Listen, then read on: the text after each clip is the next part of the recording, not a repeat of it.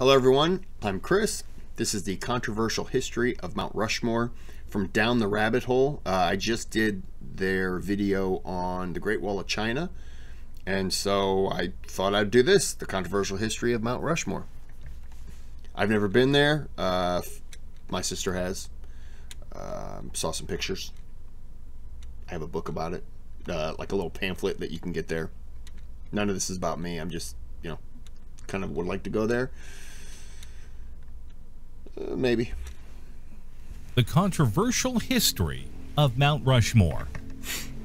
Mount Rushmore may pay patriotic tribute to arguably the best presidents of all time, but the table of its construction isn't rife with sugar, spice, and everything nice.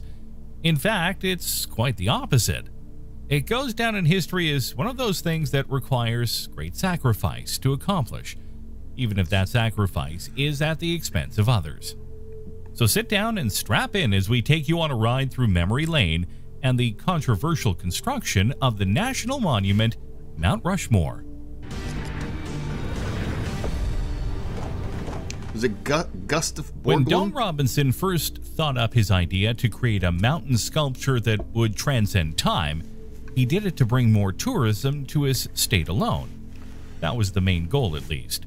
As the father of Mount Rushmore pushed ahead with his project, it developed into something much more symbolic of not only his hometown state, but of the whole country.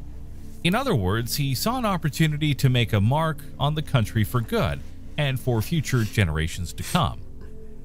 While Don was a fantastic project lead, he didn't have the artistic capability to accomplish his goal.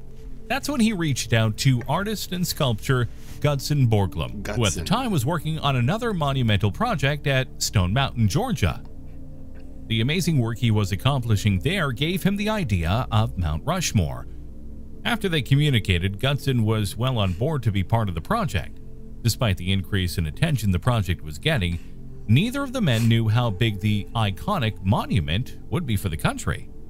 After scouting many areas that would be the canvas for his artwork, Borglum eventually settled on its current location, whose rock faces were as clean and smooth as any artist could have asked for.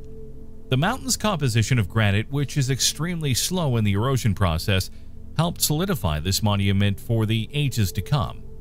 After pulling some private investors into the project, Congress eventually agreed to match funding of $250,000 to see the art piece complete.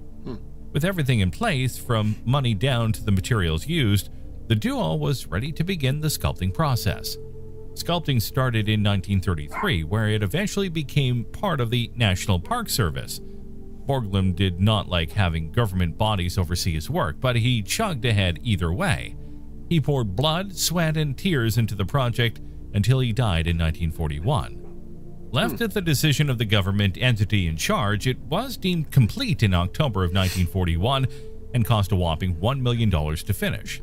The monument was deemed complete and ready for dedication on October 31st, 1941. The eventual cost was nearly $1 million, which, when considering inflation, amounts to around $19 million today, a whopping 1,700% hike. While the project was rife with positivity for the country's people, much controversy and heartbreaking tragedy that went along with it were covered up.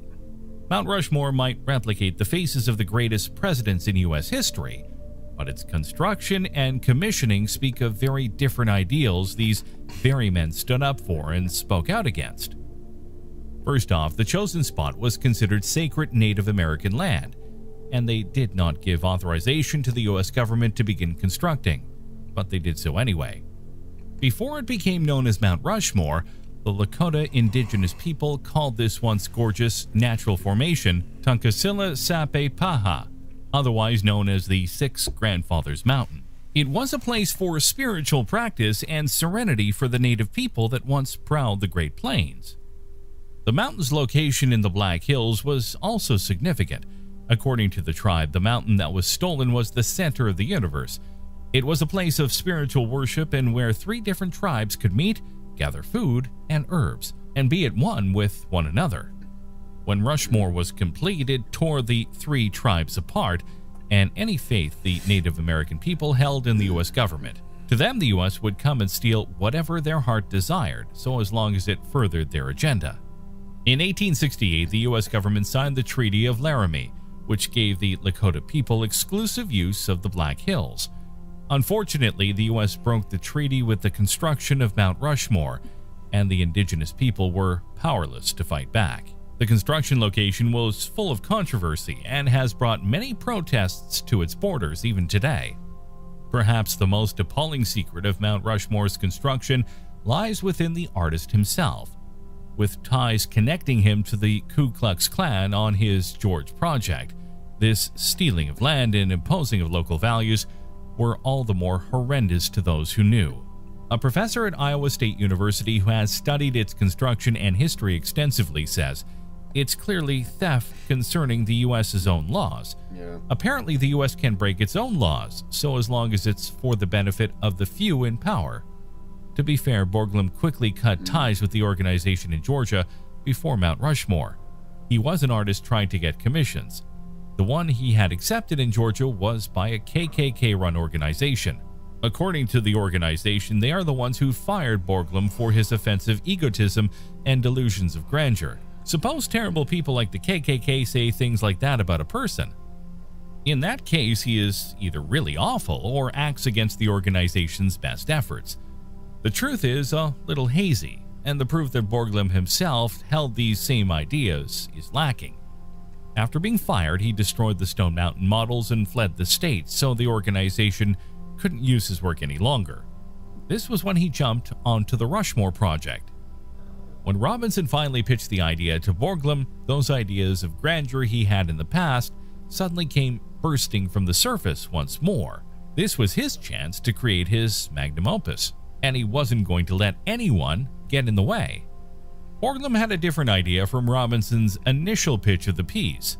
He saw it as an opportunity to give testament to American exceptionalism.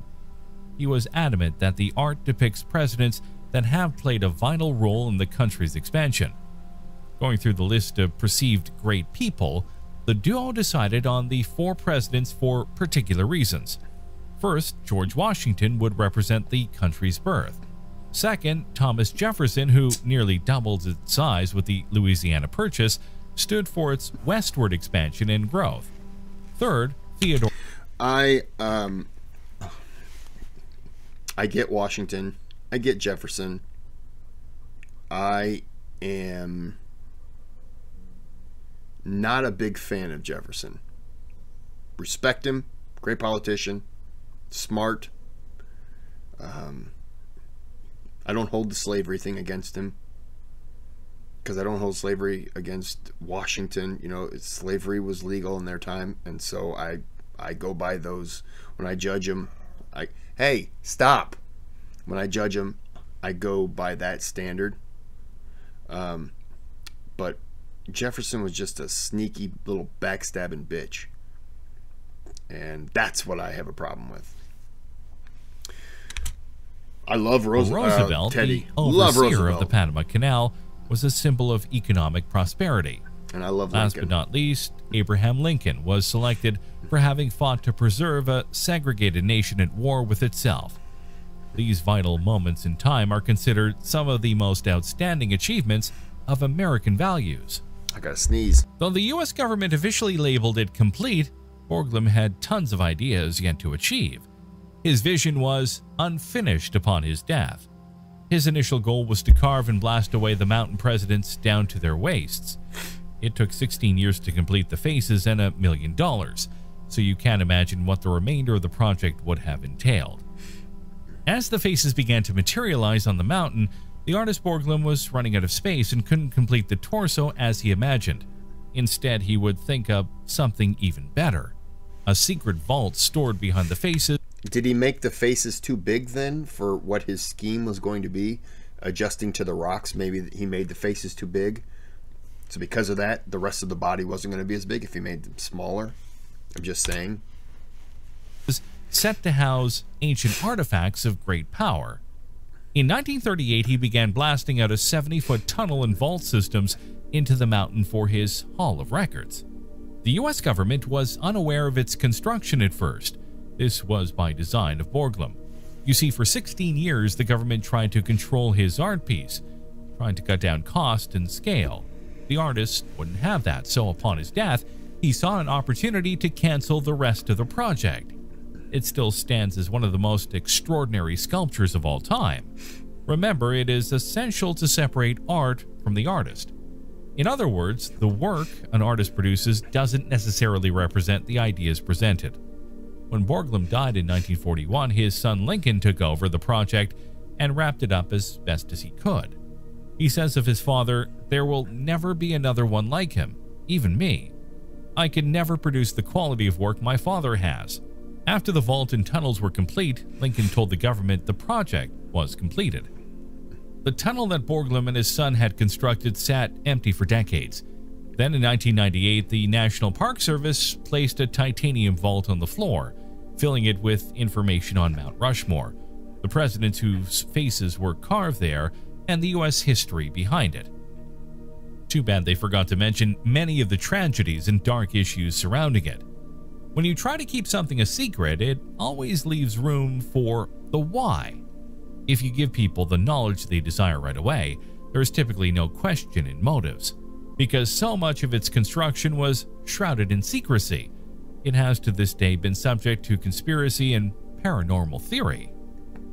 This no longer secret room isn't open to the public, but has been the subject of much speculation and was depicted in many films, including Richie Rich, National Treasure, and most famously in Alfred Hitchcock's film North by Northwest. These films further reinforce the secret theories.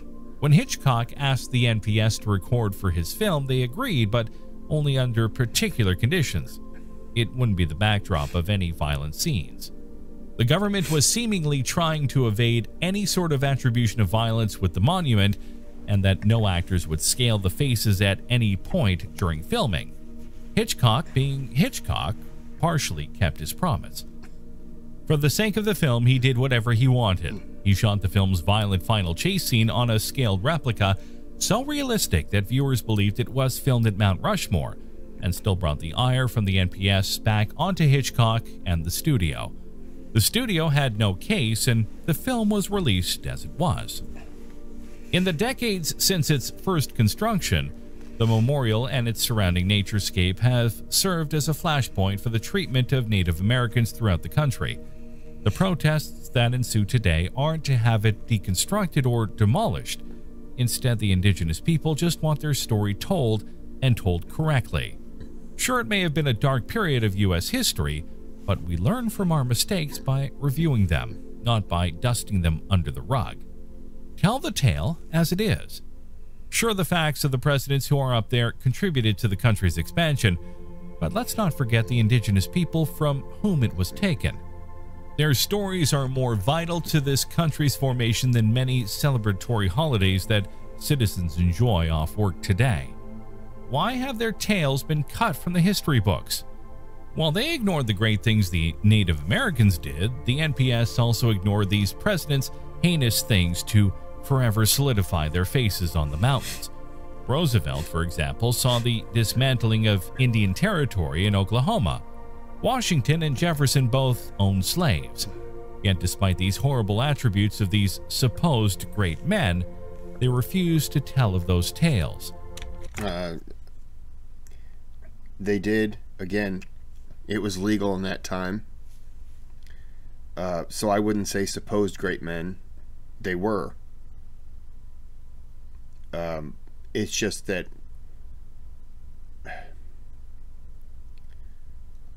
what was done to the natives sure is terrible. You can counter that by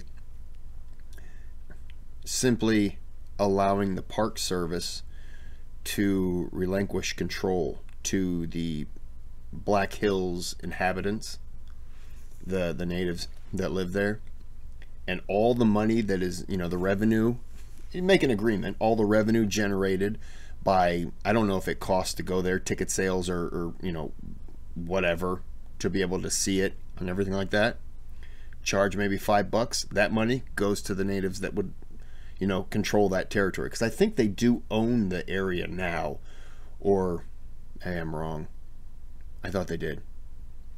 But yeah, these aren't supposed great men. I understand they're supposed because the natives, you know, issues with them and stuff like that, but it doesn't change. They were important, vital members to the history of this country. That won't change. It all comes down to saving face, and in this case, quite literally. If the ill behavior of perceived great men of the past is shattered, what is to come of the country upon which their ideals were built upon? Again, you must go back to history and learn from its mistakes, not hide from them. Acknowledge the wrongdoing and move forward so all humans have a more inclusive place to live. After all, many indigenous peoples' stories have been hidden or swept away in a violent history. Either way. And I just want to say this, and this may be counter to some people. The natives, they're not scot-free to me. They're not innocent. There's a lot of stuff that they did that was bad. Killing women and children and the raids that killed a lot of people. Look at Andrew Jackson. And I'm not turning this into a, you know, the natives are terrible, because they're not. But, you know, if you grew up in that time, you could say, well, they shouldn't, you know, the Americans shouldn't have been here. Fine. You know, people spread out all over the world, and they encountered people they probably conquered and then got a country from it. The entire world could say that. Every country. So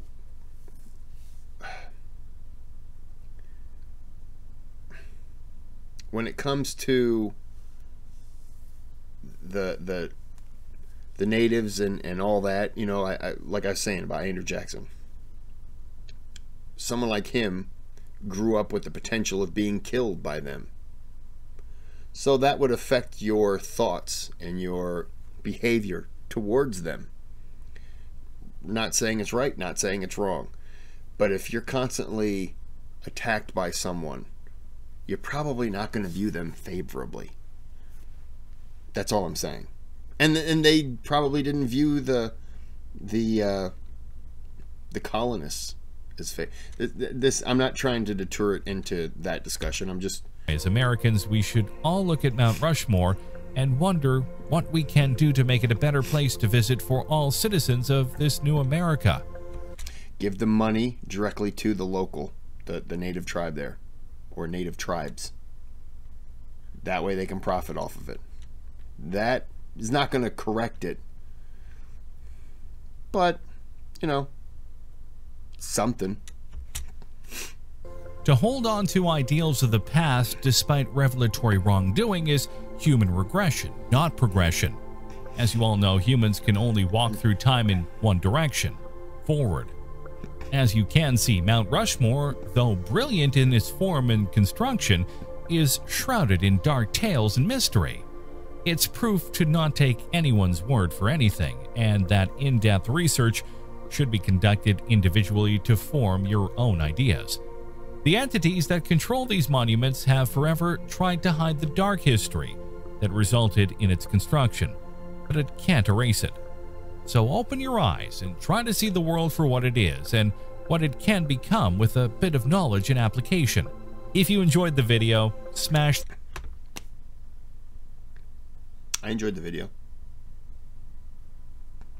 Maybe we should find some sort of a mountain and put people like Tecumseh on it, and jeez, Crazy Horse, and Geronimo, or make I mean, you don't even have to do that. Make statues for them and put them in DC. You know what I mean? Honor them too. Anyways, this isn't about that. My feet are getting chilly. I'm cold. So I'm going to end the video here. I'm going to continue with Down the Rabbit Hole on some of their videos because I do like it. And I hope you liked it too. Have a good day. Have a good night. Oh, by the way, like and subscribe. Or I'm going to tell on you.